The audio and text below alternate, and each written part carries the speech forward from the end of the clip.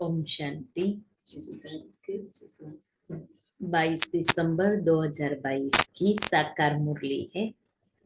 बाबा कहते, मीठे बच्चे,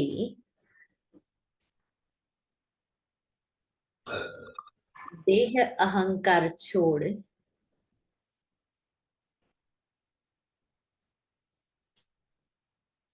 देही अभिमानी बनो।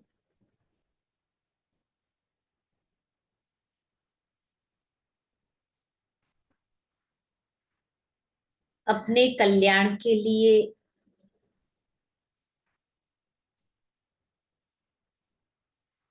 याद का चार्ट नोट करो।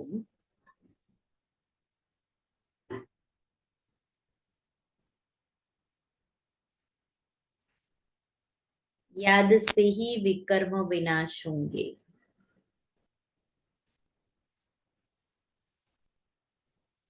प्रश्न है, बाप ने तुम बच्चों को पहला पहला कायदा कौन सा सुनाया है? बाप ने तुम बच्चों को पहला पहला कायदा कौन सा सुनाया है? उत्तर है, पहला कायदा है। कौन सा सुनाया है? पहला कायदा है, सब कुछ देखते हुए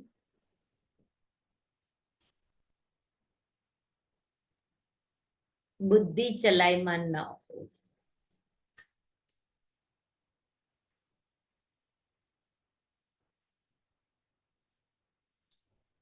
एक बाप की याद रहे।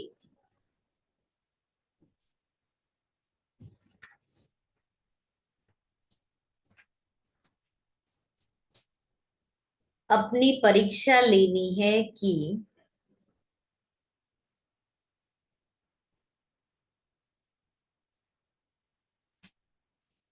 मेरी वृत्ति देखने से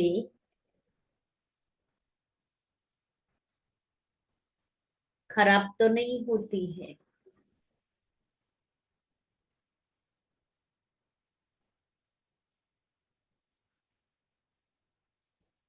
तुम्हें हाथ से काम करते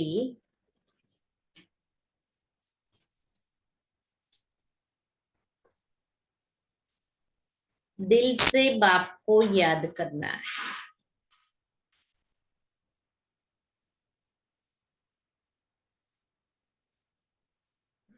इसमें आंखें बंद करने की बात ही नहीं है।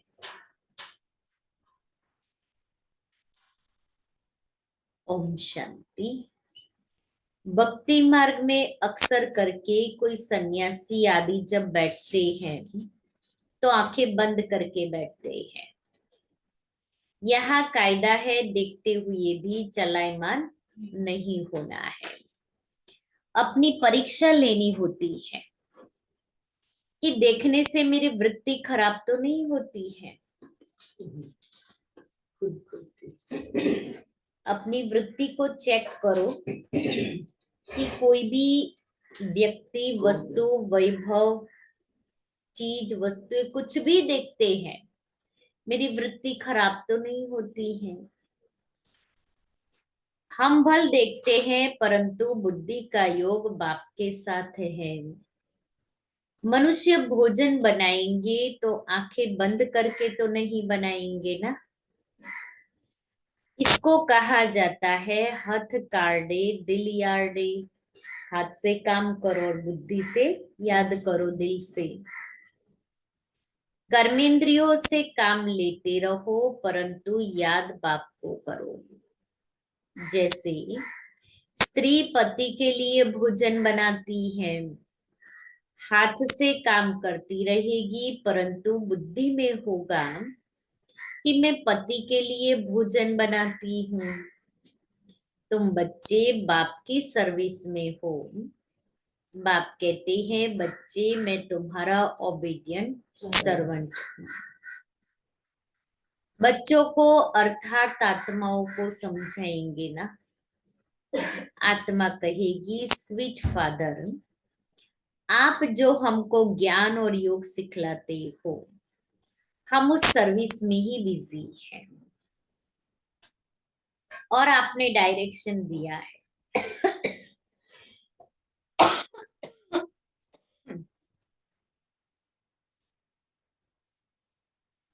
कि गृहस्थ व्यवहार में रहते, काम करते, घड़ी घड़ी मुझे याद करो। तुम रेगुलर याद कर नहीं सकते। कोई कहे हम 12 घंटा याद करते हैं, परंतु नहीं। माया घड़ी घड़ी बुद्धियोग जरूर हटाएगी। तुम्हारी लड़ाई है ही माया के साथ। माया याद करने नहीं देती है, क्योंकि तुम माया पर जीत पाते हो। रावण जीत, जगत जीत। राम भी जगत जीत थे। सूर्यवंशी चंद्रवंशी जगत जीत थे। तो इन आंखों से देखते हुए बुद्धि बाप के साथ रहनी चाहिए। देखना है, मेरे को कोई चलाईमानी तो नहीं आती है। किसी को देख करके मेरे अंदर चलाईमानी संकल्प तो नहीं चल रहे हैं। कोई व्यक्ति को देख करके उसके प्रभाव में तो नहीं आ रहे हैं। कोई चीज वस्तु, चाहे वो पहनने की है चाहे खाने की है, लेकिन हमारी बुद्धि तो नहीं जाती, अरे इतना अच्छा, यार ये इतना सारा। चेक करें, बाप को पूरा याद करना है। ऐसे नहीं कि मैं तो शिव बाबा का हूं ही। याद करने की क्या दरकार है कि हम तो है ही बाबा के। परंतु नहीं, खास याद करना है और ये नोट रखना है कि सारे दिन में हमने कितना समय याद किया। ऐसे बहुत होते हैं जो सारे दिन की हिस्ट्री लिखते हैं, तो पिछाड़ी वाले देखकर सीखे। डेली डायरी बहुत सारे लोग लिखते हैं, डेली डायरी। तो वो डेली डायरी लिखने से हमें भी पता पड़ता है कि आज मैंने भी सारा दिन क्या किया। एक घरे रख, तो दूसरे दिन हम उसमें करेक्शन ला सकते हैं अपने में, जो बाबा चार्ट कहते हैं कि चार्ट हमें जरूर लिखना है। होता में हाँ, पोता पोता में मेल। होता में तो रात को खाली कहना है ना। हाँ वो तो रात को नहीं, लिखना है। पोता मेल रोज का लिखना है। वही जो उसकी डायरी है वो होता में ही है। हम्म। हाँ। अपने बाबा को कहना है, वो लिखना होगा, कहना होगा। नहीं, लिख करके बताना है। हाँ हाँ, बाबा बोलते एक हैं। डायरी रखने की। उसमें आज सारा दिन मुझ आत्मा ने क्या क्या कारोबार की, कर्म इंद्रियों को साथ लेकर के वो लिखना है। तो पहले बोल देते हैं वाह ये। लिख करके बोलना है।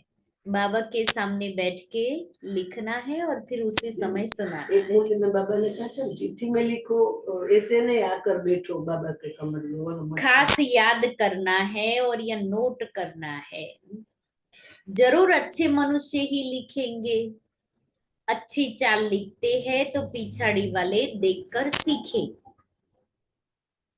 बुराई लिखे तो उनको देख और भी बुराई सीखेंगे। अब बाप बच्चों को राय देते हैं कि तुमको चार्ट रखना है, तुमको चार्ट रखना है। लेकिन अभी हमें तो क्या, हम तो है ही बाबा के ना, कोई इसलिए नहीं रखते। चार्ट रखने की क्या जरूरत है। तो अभी बाबा तो आज की मुरली में बाबा ने चार्ट के ऊपर बहुत बहुत नोटिस कराया है, हमारा ध्यान खिंचवाया है। इसकी वजह से हमारे इसलिए बाबा कहता है चार्ट रखो, याद का चार्ट रखो, अपनी कर्मेंद्रियों का चार्ट रखो, अपने मन बुद्धि का चार्ट रखो कि हम सारे दिन में क्या क्या करते रहते हैं। तो ही तो करेक्शन होगी ना, वो तो बोल नहीं तो जाएंगे। करेक्शन नहीं हो सकती है। अब बाप बच्चों को राय देते हैं, चार्ट तुमको चार्ट रखना है। नॉलेज तो बहुत सहज है। भारत का प्राचीन राजयोग मशहूर है। भक्ति मार्ग में अनेक प्रकार के हठ योग आदि सिखलाते हैं। उन्हों को यह पता नहीं है कि बाप ने कौन सा योग सिखलाया था। भल कोई कोई अक्षर भी है मन मना भवम, देह सहित देख के सब संबंध छोड़ मामेकम याद करो। अब उनके लिए सर्वव्यापी कहना यह तो रॉन्ग हो जाता है। कोई याद कर ही नहीं सकते, पत्थर बुद्धि होने के कारण कुछ भी अर्थ नहीं समझते। बाप समझाते हैं मुझ बाप को याद करो, ये मेरी देह नहीं है। श्री कृष्ण की आत्मा तो कह न सके कि ये मेरी देह नहीं है। शिव बाबा तो इसमें प्रवेश करते इसलिए कहते ये देह मेरी नहीं है। निराकार बाप ही कहते हैं अपने को आत्मा अशरीरी समझो। तुम अशरीरी आए थे, उन्होंने फिर नागा समझ लिया है। भक्ति मार्ग में अयथार्थ उठा लिया है। बाप ने कहा अपने को देह से अलग समझो, देह अहंकार छोड़ो, देही अभिमानी बनो। सारी आयु तुम अपने को देह समझते आए हो। अभी यह अंतिम जन्म है, अभी तुमको देही अभिमानी बनना है। सत्युग में देवताएं आत्माभिमानी थे। उनको मालूम रहता था कि एक शरीर छोड़ दूसरा लेना है। खुशी से पुराना शरीर छोड़ ले नया लेते हैं।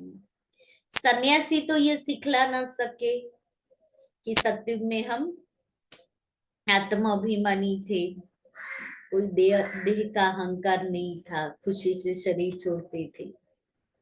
वह काल को जीत नहीं सकते, तुम बच्चे काल पर जीत पाते हो। वह निवृत्ति मार्ग वाले हैं, वह फिर अपने संन्यास धर्म में आएंगे। प्रवृत्ति मार्ग में आ न सके, वह भी भारत के लिए अच्छा धर्म है। पवित्र बनते हैं, भारत की महिमा इतनी बड़ी है जितनी बाप की बड़ी है। भारत ही पवित्र था, अब नहीं है। भारत सबका तीर्थ स्थान है। सब मनुष्य मात्र की अभी सद्गति होगी। कहते हैं गॉड फादर इज लिबरेटर, दुख से लिबरेट कर शांति धाम में ले जाते हैं। अगर भारतवासियों को मालूम होता तो सर्वव्यापी नहीं कहते। शिव जयंती यहाँ मनाते हैं, गाते भी हैं कि हे पतित पावन आओ। निराकार बाप को ही याद करते हैं, भारतवासी ही गाते हैं।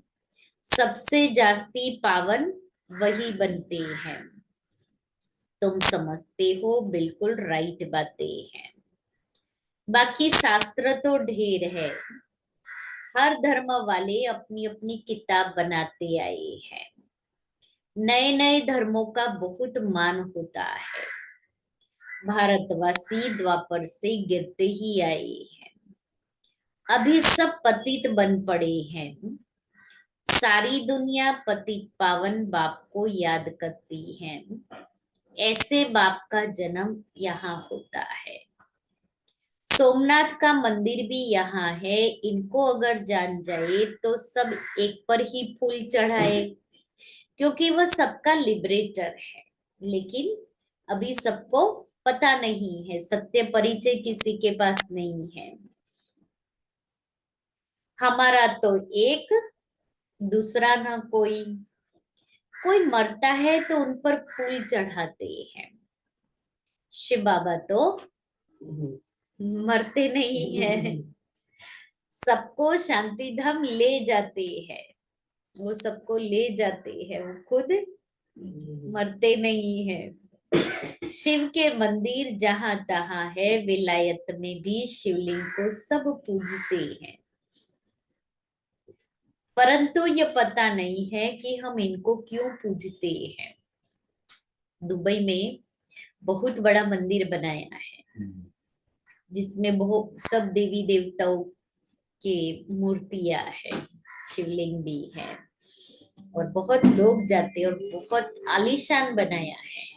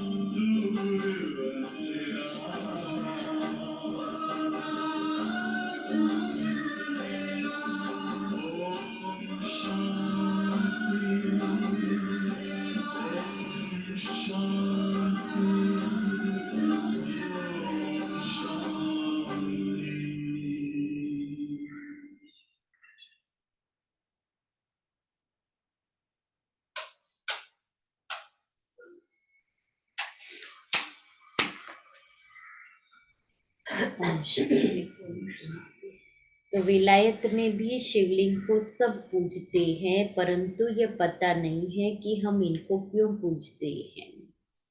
बाप स्वयं बैठ समझाते हैं कि शिव जयंती के बाद श्री कृष्ण जयंती भारत में ही होती है। शिव जयंती के बाद नई दुनिया आती है। बाप आते हैं पुरानी दुनिया को नया बनाने। भारत सबसे ऊंचे है, नाम ही है पैराडाइज। तुम सब खुश होते हो कि अभी हम स्वर्ग की स्थापना कर रहे हैं श्रीमत पर। हम खुदाई खिदमतगार है, सैल्वेशन आर्मी है। सारी दुनिया को रावण की जंजीरों से तुम छुड़ाते हो। तुम जानते हो बाबा के साथ हम भारत की खिदमत कर रहे हैं। गांधी जी ने फॉरेनर्स को छुड़ाया, परंतु कोई सुख तो नहीं हुआ और ही दुख हो गया। लड़ते झगड़ते रहते हैं। बाप कहते हैं मैं आता हूं रावण की जंजीरों से छुड़ाने। रावण की जंजीरों के कारण अनेक प्रकार की जंजीरें हैं। सत्युग में यह होती नहीं, वहां दुख की कोई बात नहीं। यहाँ तो कितने व्रत नेम आदि रखते हैं, यह सब करते हैं श्री कृष्णपुरी में चलने के लिए। अब बाप बच्चों को समझाते हैं, फादर शोज सन, सन शोज फादर। तुम सबको घर का रास्ता बताते हो। इसको भूल भुलैया का खेल कहा जाता है। भक्ति में कितना माथा मारते हैं, परंतु बाप से वर्षा कोई ले नहीं सकता। भक्ति तप दान करते करते माथा टेकते रहते हैं। रास्ता बताने वाला एक ही बाप है। अगर कोई रास्ता जानता हो तो बताए। इससे सिद्ध है कि कोई भी जानते ही नहीं। कोई को रास्ते का मालूम ही नहीं है। अभी सब मच्छरों सदृश्य वापिस जाने वाले हैं। सबके शरीर खत्म होंगे, बाकी आत्माएं हिसाब किताब चुकता कर वापिस जाएगी। इनको कयामत का समय कहा जाता है। मनुष्य दीपावली पर साल का फायदा नुकसान निकालते हैं। तुम्हारी है कल्प कल्प की बात। अभी तुमको 21 जन्म के लिए करना है। घाटा और फायदा तो अभी उसका हिसाब निकालना है। बाप को याद करने से जमा होगा, फिर 21 जन्म कोई तकलीफ नहीं होगी, कोई अप्राप्त वस्तु नहीं होगी। अभी तुम अनुभव पा रहे हो। जब स्वर्ग में चले जाते हो फिर कौन बैठ लिखेंगे? शास्त्र आदि तो बाद में बनते हैं। शास्त्रों में है कि जमुना के कंठे पर महल थे, देहली परिस्तान थी। बिरला मंदिर में लिखा हुआ है 5000 वर्ष पहले धर्मराज ने व युधिष्ठिर ने परिस्तान बनाया था, स्थापन किया था। गंगा जमुना नाम अभी तक चला आता है। वास्तव में ज्ञान गंगाए तुम हो। जमुना का इतना प्रभाव नहीं जितना गंगा का है। बनारस हरिद्वार में गंगा है, वहां बहुत साधु आदि जाते हैं।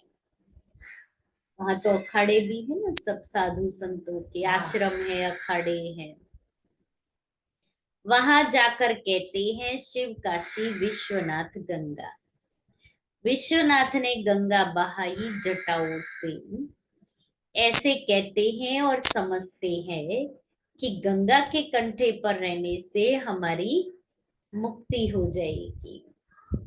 बहुत जाकर काशीवास करते हैं, आगे बलि चढ़ते थे, अब कहते हैं हमारी मुक्ति हो जाएगी। देखो ज्ञान मार्ग में क्या बात और भक्ति मार्ग में क्या बात है, कितना कंट्रास्ट है। आधा कल्प अनेक प्रकार की तकलीफें उठाई हैं। देवियों पर जाकर बलि चढ़े, अभी तुम बलि चढ़ते हो। यह सब कुछ ईश्वर का है, तो ईश्वर का सब कुछ तुम्हारा है। ईश्वर का सब कुछ है स्वर्ग, तुम तो अब नरकवासी हो। बाप का बनकर फिर स्वर्गवासी बन रहे हो। बाबा की श्रीमत पर पूरा चलना पड़े। शिव बाबा को तो मकान आदि बनाना नहीं है, तो लेकिन मकान रहने के लिए चाहिए तो सही ना। तो शिव बाबा का मकान कौन है? ब्रह्मा बाबा। वह तो दाता है, ये सब बच्चों के लिए है। सारे मकान आदि जो बनवाते हैं वहां बनाते हैं, वो हम बच्चों के लिए हैं। क्योंकि हम जाएंगे तो रहेंगे कहाँ? शिव बाबा कहेंगे तुम बच्चे ही ट्रस्टी होकर संभालो। भक्ति मार्ग में कहते हैं शिव बाबा ये सब कुछ आपका दिया हुआ है, फिर जब वापिस लेते हैं तो कितना दुखी होते हैं। अब बाबा तुमसे लेते कुछ भी नहीं है। बाप सिर्फ कहते हैं इनसे ममत्व मिटा दो। ट्रस्टी होकर गृहस्थ व्यवहार की संभाल करो। बाकी मैं लेकर क्या करूंगा। तुम्हारे लिए ही सेंटर खुलवाए हैं। यह हॉस्पिटल और कॉलेज कंबाइंड है। हेल्थ और वेल्थ दोनों मिलती है। एजुकेशन को सोर्स ऑफ इनकम कहा जाता है। जितना जो पढ़ते हैं वह बाप से इतना वर्षा लेते हैं। पुरुषार्थ पूरा करना चाहिए। फॉलो फादर और मदर। त्वमेव माता च पिता। त्वमेव यह है ना। वह पिता आकर इनमें प्रवेश करते हैं, इनसे एडॉप्ट करते हैं। वह माता पिता ठहरा। हम तो उनकी महिमा करते हैं। मैं इनके मुख द्वारा कहता हूं तुम हमारे हो। तुमको मैंने अडॉप्ट किया है। फिर माताओं की संभाल के लिए सरस्वती को मुकर्रर किया है। तुम छोटे बच्चे तो नहीं हो। बाप कहते हैं तुम हमारे बने, अच्छा ट्रस्टी होकर रहो। गृहस्थ व्यवहार की पूरी संभाल करो। सबसे अच्छा है यह रूहानी हॉस्पिटल खोलना। शिव बाबा कहते हैं हम क्या संभाल करेंगे। ब्रह्मा बाबा के लिए भी कहते हैं ये क्या करेंगे। इनके पास जो कुछ था सो शिव बाबा को दे दिया। उसने अपने पास कुछ नहीं रखा, तो फिर वो हमारा क्या लेगा। और हमारा लेकर के वो बाबा क्या ने करे? कहा ना मैं लेकर के क्या करूंगा।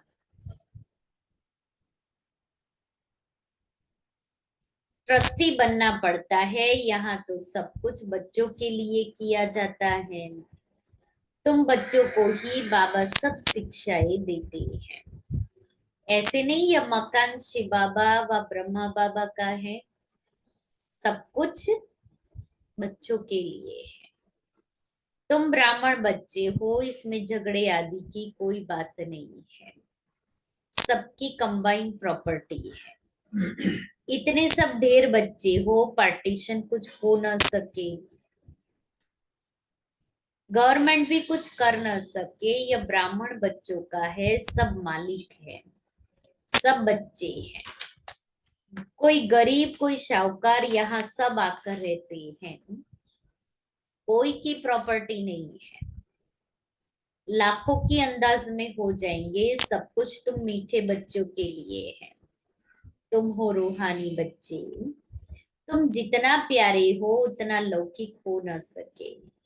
तुम जितना प्यारे हो उतना लौकिक हो न सके। वह शूद्र जाति के, तुम ब्राह्मण जाति के, इसलिए उनसे कनेक्शन टूट जाता है। सन्यासी यह नहीं कहेंगे कि यह सब तुम्हारे लिए है। मैं भी तुम्हारा हूँ। देखो शिव बाबा कहता है ये सब कुछ तुम्हारे लिए है और शिव बाबा भी हमारा है। तो बाबा को हमने इतना अपना बनाया है। शिव बाबा कहते हैं मैं निष्काम सेवाधारी हूँ। मनुष्य निष्कामी हो न सके। जो करेगा उनको उनका फल जरूर मिलेगा। मैं फल नहीं ले सकता हूँ। पुरानी दुनिया पुराने शरीर में आकर प्रवेश करता हूँ। यहाँ मेरे लिए यह पुराना शरीर है।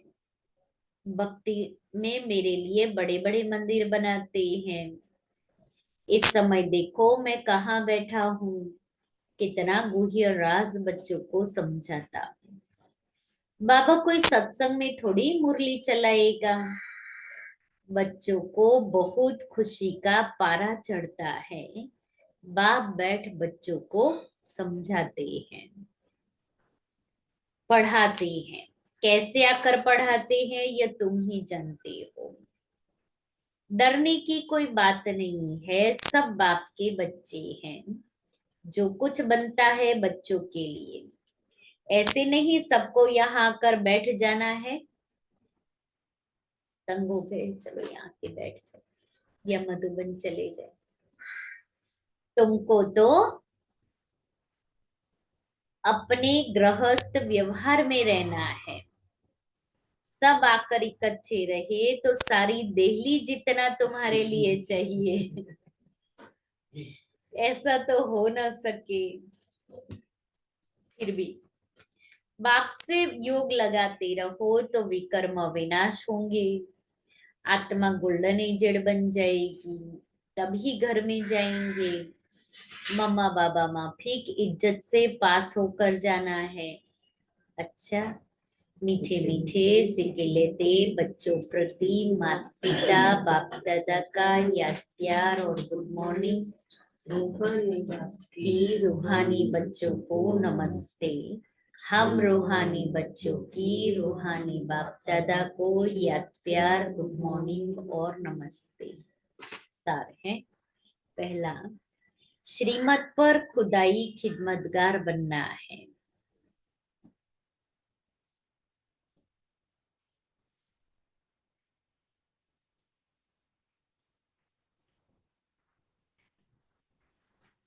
बाप का शो करने के लिए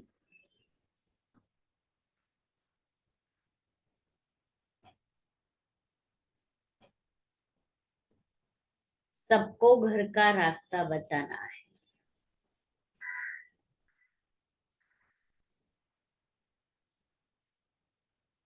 दूसरा है, ट्रस्टी होकर सब कुछ संभालना है।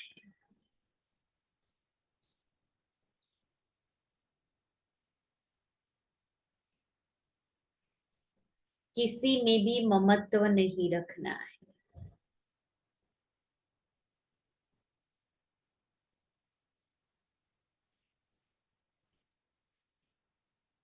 माता पिता के माफिक इज्जत से पास होना है।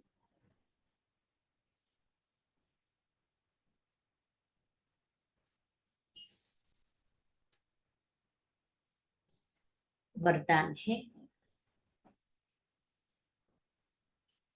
संपर्क संबंध में आते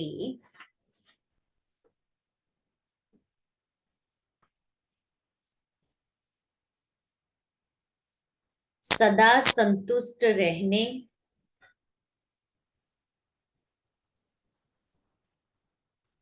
और संतुष्ट करने वाले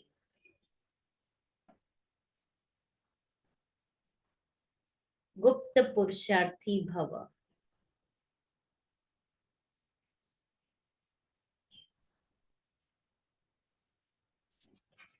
संगम युग संतुष्टता का युग है।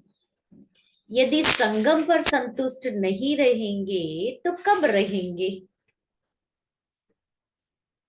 इसलिए न स्वयं में किसी भी प्रकार की खिटखिट हो, न दूसरों के साथ संपर्क आने में खिटखिट हो। ना, ये संगम युग संतुष्ट रहने का युग है। इसलिए पहले स्वयं स्वयं से संतुष्ट रहे, न स्वयं की किसी भी प्रकार की खिटखिट हो। ये चाहिए वो चाहिए, और न दूसरों के साथ संपर्क में आने से। माला बनती ही तब है जब दाना दाने के संपर्क में आता है। इसलिए संबंध संपर्क में सदा संतुष्ट रहना और संतुष्ट करना, तब माला के मणके बनेंगे। परिवार का अर्थ ही है सदा संतुष्ट रहने और संतुष्ट करने वाले। स्लोगन है, पुराने स्वभाव संस्कार के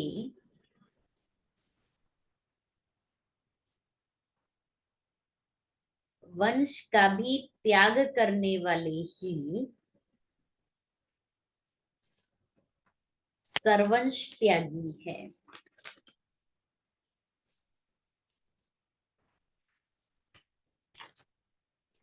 आज का स्वमान है, करने वाली सर्वंश त्यागी है। मैं मास्टर सर्वशक्तिवान हूँ। बाप दादा ऐसा मास्टर सर्वशक्तिमान बनाने की पढ़ाई पढ़ा रहे हैं जो किसके भी सूरत में उसकी स्थिति और संकल्प स्पष्ट समझ सको, स्पष्ट मालूम पड़ जाए। यह है अंतिम पढ़ाई की स्टेज। जब ऐसी स्थिति होती जाएगी, तब अंतिम स्वरूप और भविष्य स्वरूप आप सभी की सूरत से सभी को स्पष्ट दिखने में आएगा। जब तक साक्षात साकार रूप नहीं बने हो ब्रह्मा बाप समान, तब तक साक्षात्कार हो नहीं सकता। जब तक ये सूरत से बाप दिखाई न दे, तब तक बाबा कहता है किसी भी आत्मा को साक्षात्कार नहीं हो सकता। तो हम अपने से पूछे, मैं ऐसी बाप समान आत्मा बनी हूं? इसलिए इस सब्जेक्ट पर अति समीप रत्नों को ध्यान देना है। जो सूरत में स्थिति और संकल्प दिखाई दे। अव्यक्त इशारे की पॉइंट। वर्तमान समय चारों ओर भय व दुख का वातावरण है। ऐसे वातावरण में सदा निर्भय और हिम्मतवान बनो। कोई भी दृश्य देखकर भय में नहीं आओ और यह क्या हो रहा है, मर रहा है, मरवा रहा है, भय आपको आ रहा है, उस आत्मा को रहम दिल की भावना से सहयोग दो। भय में नहीं आओ। भय सबसे बड़े में बड़ा भूत है। सिर्फ मरने का ही भय नहीं होता, कई बातों का भय होता है। अपनी कमजोरी के कारण भी भय होता है। उन सब में निर्भय बनने का सहज साधन है साफ दिल, सच्ची दिल। तो भय कभी नहीं आएगा, क्योंकि साहेब राजी तो और भी सब राजी। इसलिए भय मुक्त बनना है। और आज बाबा ने मुरली में क्या कहा? याद का चार्ट। इसलिए इस पर जनवरी मास आ रहा है। अभी 1 वीक है जनवरी मास में, तो अभी से ही अपना चार्ट लिखना शुरू कर देवे, जो जनवरी मास में हमारा एक्यूरेट चार्ट रहे। तो जनवरी मास में क्या पुरुषार्थ करेंगे, उसके लिए कहा था 25 तारीख को हम क्लास रखेंगे। 25 की बजाय 24 शाम को रखेंगे। 6 से 7 क्लास, 5:30 से 6 योग, 5:45 से 6 योग, 6 से 7 क्लास और 7 से 7:30 योग होगा शनिवार को।